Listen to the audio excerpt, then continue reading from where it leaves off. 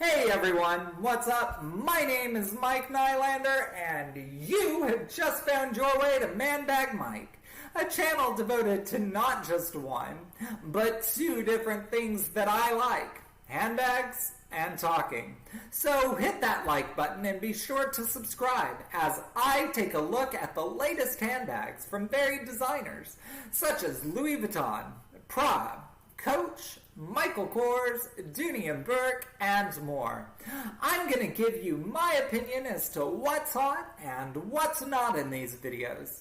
Each new episode is going to give you a look at a different bag, and each bag will be thoroughly and wittingly reviewed by yours truly, using a list of categories and a 5-star rating system.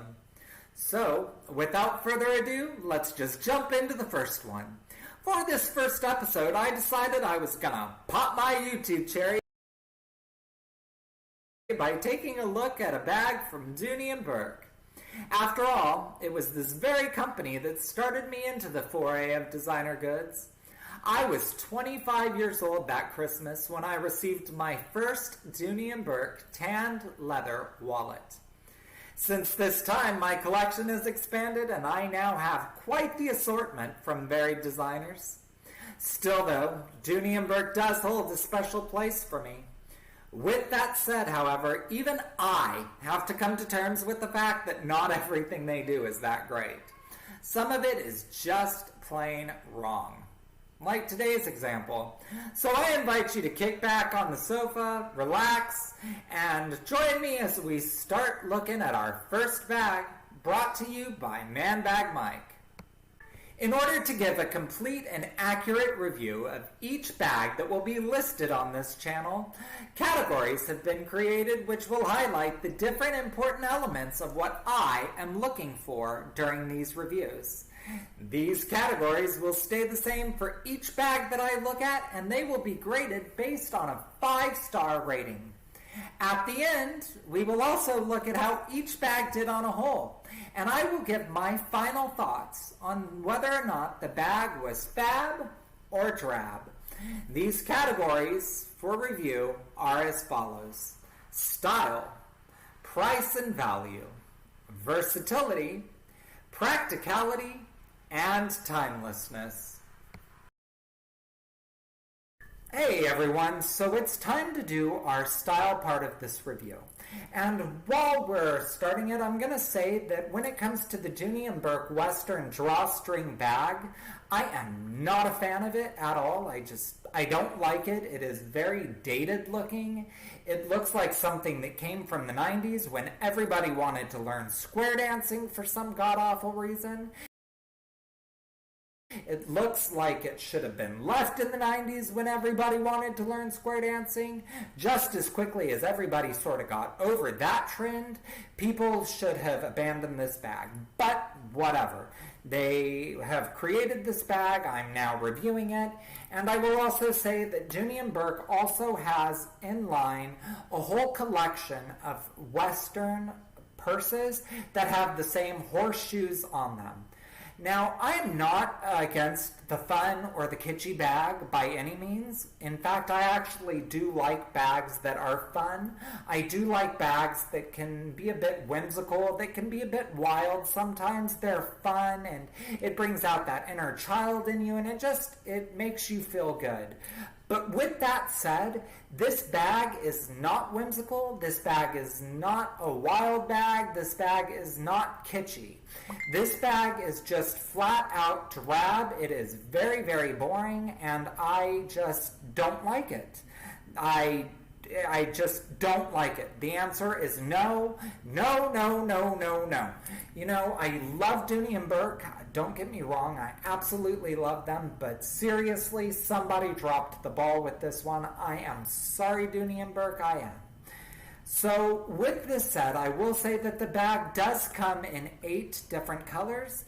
It comes in black, brown, tomorrow, green, natural, ocean, orange, red, and white. Now, I'm actually just gonna beg you all something right here and now. And here it is. If any of you decide to go against this review, which, by the way, would be a complete sin against humanity, and you decide that you absolutely must have this bag, then I am going to beg you in the name of all that is holy to stay away from the vivid colors when making your purchase, and just purchase this bag in a neutral shade. That way it can sort of fade away and, escape the eyes. Because I really don't want to be seeing horseshoes going around in lime green and blue. That's just too much for me. These are actually fine colors. I have nothing against the shades of green, red, blue, and orange when it comes to certain bags. When it comes to certain bags, these colors can be actually great. But when it comes to this bag, just no. I'm sorry, no. But I will also say one final thing about this bag that just screams dated and screams just wrong, in my opinion, and that is the interior. Most of the time when we're looking at interiors of Dooney & Bourke, we get bags that have an interior that is a solid color, or maybe some that have like a cute little stripe in them. This one totally has you wanting to go to the hoedown all the way. Why? Because it is blue and white paisley. So, you've got your horseshoes out on the outside, you got your paisley on the inside, and it's time to go raise a barn with Mary Sue. No. I am sorry, this is not a bag that I think is really something that anybody should get, because I think that, quite honestly, you're going to get bored of it so quickly. So the next section that we're going to be looking at is the price and the value section for this review. For this section, I gave a rating of 3.5 stars. Now, in order to do the price and value section of this review, I had to push away the previous part, or the style. And the reason why is because every time I tried to do the value, which focuses on the craftsmanship and the quality of the products used, my mind kept going back to how much I just don't like this bag. So I had to take a break. I had to go get me some coffee. And then I had to come back and, with a whole new train of thought, start this section. And I think I'm going to be able to do it, you guys. So for the Western Drawstring bag, you're looking to spend $398 plus tax, and that is if you go through the Dooney & Bourke website. Now, if you can take away the fact that this bag has horseshoes on it, which, there's really no way you can do that. They're there. Then the bag itself is actually an okay bag. It is made of a European leather, which is of a very good quality. The leather has a wax coating on it, which will help to protect the leather itself from minor scratches or from soil marks. And let me just tell you all right now, no matter how careful you may think you will be, there will inevitably come that time where you accidentally scratch your bag or you accidentally get it dirty. So having this wax coating there to just help out a little bit is a really nice thing. If you get soil on this bag, all you have to do is get a damp soapy cloth and wipe in a few circle motions, and it should take care of the soil. I have a few Dooney & Bourke bags that recommend doing this, and I've done it a few times and it works out great. So I'm really happy for this wax coating. The handle is the next thing that I'm going to discuss. The handle is a very wide shoulder strap that is made out of leather. And you guys, I actually really like the strap of this bag because it is a nice, thick leather strap, but it is very soft. So it's going to contour to the body, and it's going to contour to the shoulder, and it's not going to dig into you, which is something that I've found some bags can do. Tragic story here. I have a bag that I absolutely love. I think it is such a nice bag. Unfortunately, it has a very heavy canvas strap on it, so I can't use it that much because when I do, it actually will cut into my shoulder and it is actually painful. So I can only use it on brief occasions and for not that long. That's something that's kind of a bummer for me, but I'm having to get over it. The last thing that I really like about the value of this bag, about the craftsmanship and the quality, is the fact that this bag has the 4 metal feet at the bottom. And the funny part is I actually don't use the metal feet on any of my bags that I have, because once I put a bag on, once it is across my shoulder, it is across my shoulder. I don't take it off. I don't put it on the floor. I don't put it on the table. I don't put it anywhere. So the feet never actually touch any surface. Still, it is really nice to know that those feet are there, because when I see the feet on a bag, when I see those 4 metal feet on a bag, the first thing that signifies to me is quality and craftsmanship. It's a nice little finishing touch that the bag doesn't necessarily need, but they went out of their way to provide that nice little last oomph. And I really just can appreciate that. So even if I don't like the style of this bag, which at this point I think we can all agree I don't like the style of this bag, there are points to be given for the quality and the actual craftsmanship that have been put into the process of creating it. The next section we're going to look at is the versatility of this bag. Versatility is if the bag goes from casual to formal easily. Now, when it comes to this section, I had to give the rating of 1 star. And the reason why should actually be very obvious. I mean, the bag has horseshoes on it.